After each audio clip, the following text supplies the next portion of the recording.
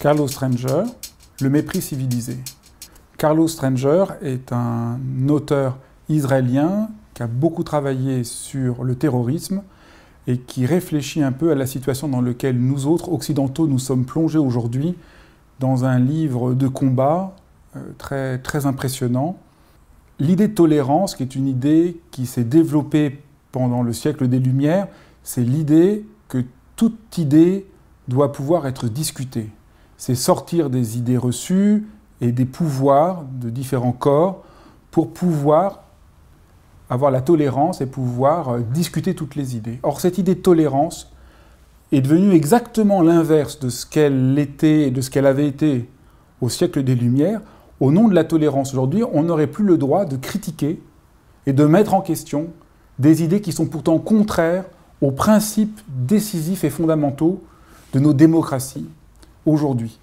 Et évidemment, les attentats de janvier dernier et de novembre dernier montrent plus que jamais la nécessité de pouvoir oser réaffirmer ce qui est au cœur des principes de l'Occident, du rôle des femmes, du rôle de la liberté, du rôle de la pensée critique.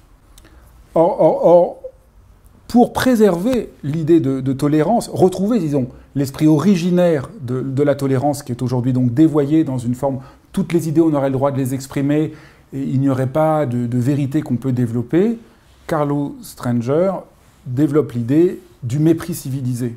Le titre m'a un peu choqué au début, le mépris civilisé, mais le mépris civilisé, ce n'est pas un mépris contre des individus, mais un mépris contre des idées qui nous menacent, qui menacent notre société, qui menacent ceux pour lesquels on s'est battu pendant des siècles.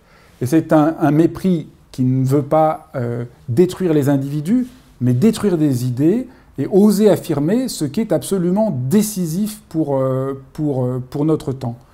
Et pour bien montrer l'importance de cet engagement, parce qu'on a tendance à être un peu inquiet quand on parle qu'il y a des vérités qu'il faudrait défendre, Carlo Stranger donne l'exemple, à mon avis, tout à fait saisissant. Si on va voir un médecin et que le médecin dit « Oh ben voilà, mon idée sur votre maladie, c'est ceci, mais je ne vais pas faire d'examen parce que c'est mon sentiment », on sera vraiment inquiet. On considère qu'il y a bien une exigence de rationalité qui doit être mise en œuvre pour nous soigner.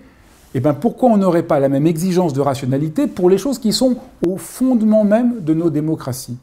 Donc c'est vraiment un livre de combat, un livre qui vous secouera dans tous les sens, qui vous aidera à pouvoir penser la situation dans laquelle nous sommes aujourd'hui et ne pas laisser à des fanatismes le droit de défendre les principes au cœur de l'Occident.